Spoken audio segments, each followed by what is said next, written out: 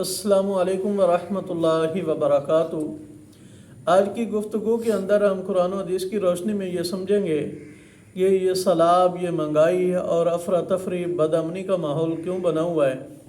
اللہ تعالیٰ سورہ شورى آیت نمبر 30 کے اندر پارہ نمبر 25 میں ارشاد فرماتے ہیں وَمَا أَصَابَكُم مِّن مُّصِيبَةٍ فَبِمَا كَسَبَتْ أَيْدِيكُمْ وَيَعْفُو عَن كَثِيرٍ، کہ جو بھی تمہیں کوئی مصیبت پہنچتی ہے وہ تمہارے اپنے ہاتھوں کی کمائی ہے، اور بہت ساری غلطیاں تو اللہ تعالیٰ معاف فرما دیتے ہیں۔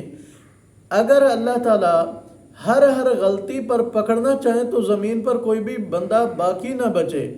اللہ تعالیٰ سورہ فاطر کے آخر میں ارشاد فرماتے ہیں، پارہ نمبر 23 ہے وَلَوْ يُؤَاخِذُ اللَّهُ النَّاسَ بِمَا كَسَبُوا، اگر اللہ تعالیٰ پکڑ لے لوگوں کو ان کے گناہوں کی وجہ سے مَا تَرَكَ عَلَى ظَهْرِهَا مِن دَابَّةٍ، تو پھر زمین کی پشت پر کوئی بھی رینگنے والا نہ رہے، کوئی بھی چلنے والا نہ رہے۔ تو اللہ تعالیٰ تو بہت ساری غلطیوں سے، بہت سارے جرائم سے درگزر فرما دیتے ہیں، اور یہ جو سیلاب، مہنگائی، افراتفری، لوٹ کھسوٹ، یہ ماحول بنا ہوا ہے، اور ایک دوسرے کو گالم گلوچ، اور ملک میں کوئی حکومت نام کی چیز نظر نہیں آتی، ہر ایک اپنی کرسی کے پیچھے لگا ہوا ہے، اور غریبوں کی کسی کو فکر نہیں۔ اس کے پیچھے ہمارے بڑے بڑے جرائم ہیں، ہمارے اپنے قصور ہیں۔ سب سے بڑا شرک جرم ہے، اور جس کی وجہ سے اللہ تعالیٰ فرماتے ہیں جب شرک کیا جاتا ہے، اللہ تعالیٰ کے ساتھ شریک ٹھہرایا جاتا ہے، مرنے والوں کو، زندوں کو، پتھروں کو، قبروں کو، درختوں کو، ہر چیز کو، حتیٰ کہ گھوڑوں کو اللہ کا جب شریک ٹھہرایا جاتا ہے تو آسمان تھر تھر کانپنے لگتا ہے، قریب ہے کہ وہ پھٹ جائے، اور پھر ناپ تول کے اندر کمی، اور پھر عزتوں کا لٹ جانا، اور پھر جھوٹ بولنا، اور کاروبار کے اندر سود کی ملاوٹ کرنا، یہ وہ بڑے بڑے جرائم ہیں جن کی وجہ سے ہمارے اوپر اللہ تعالیٰ کا عذاب آیا۔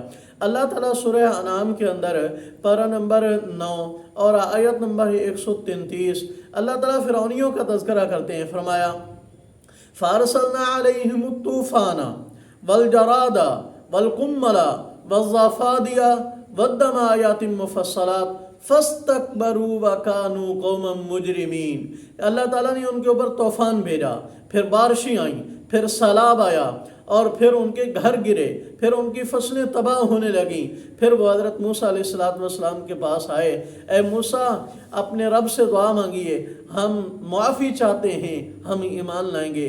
حضرت موسیٰ علیہ السلام نے دعا مانگی تو وہ بارشیں رک گئیں، سیلاب تھم گیا، تو فصلیں تیار ہونے لگیں۔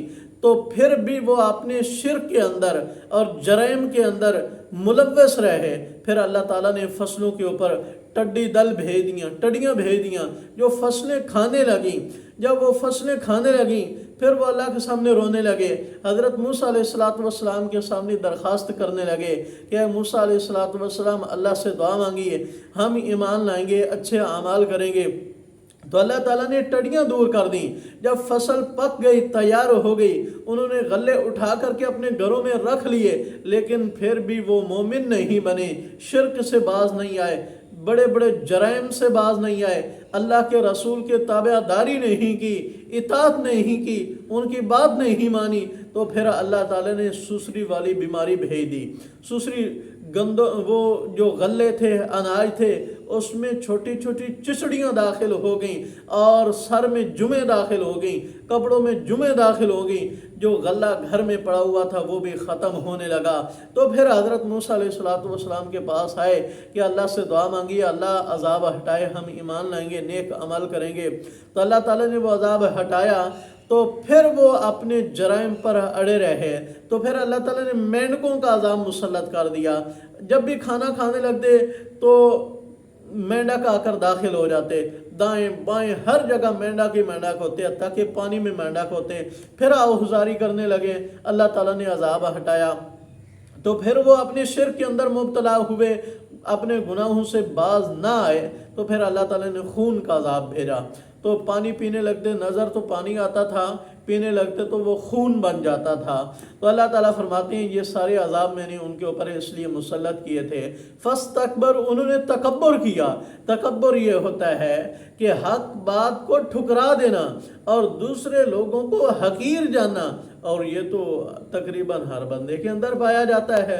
اور پھر اللہ تعالیٰ فرماتے ہیں وَكَانُوا قَوْمًا مُجْرِمِينَ، وہ مجرم قوم تھی، اس لیے میں نے ان کے اوپر سیلاب بھیجا اور میں نے دوسری بیماریاں مسلط کی۔ تو آج ہم بھی مجرم بن چکے ہیں، سارے اجتماعی اللہ کے حضور گڑ گڑاتے ہیں، اللہ سے معافی مانگتے ہیں، تہ دل سے معافی مانگتے ہیں، سارے زبان سے تو استغفر اللہ توبہ توبہ کہہ رہے ہیں، لیکن جو جرائم ہماری زندگی کے اندر رچ چکے ہیں وہ چھوڑنے کے لیے تیار نہیں۔ توبہ کا مطلب یہ ہوتا ہے کہ اللہ کے سامنے شرمسار ہوں، اگر کسی کا حق مارا ہے تو وہ حق ادا کریں، اور جن جرائم کے ہم عادی بن چکے ہیں وہ چھوڑنے کا پکا ارادہ کریں اور چھوڑ دیں۔ اس کا معنی کیا ہوتا ہے؟ توبہ ہوتی ہے، پھر اللہ تعالیٰ کی رحمتیں برستی ہیں۔ تو اللہ تعالیٰ سے دعا ہے کہ اللہ تعالیٰ ملک پاکستان کے اوپر اپنا خصوصی فضل و کرم فرمائے، اور جو ہمارے بھائی بے یار و مددگار بیٹھے ہیں، مصیبت کے اندر گرفتار ہیں، اللہ تعالیٰ دوبارہ سے ان کو آباد فرمائے اور ان کی مدد و نصرت فرمائے۔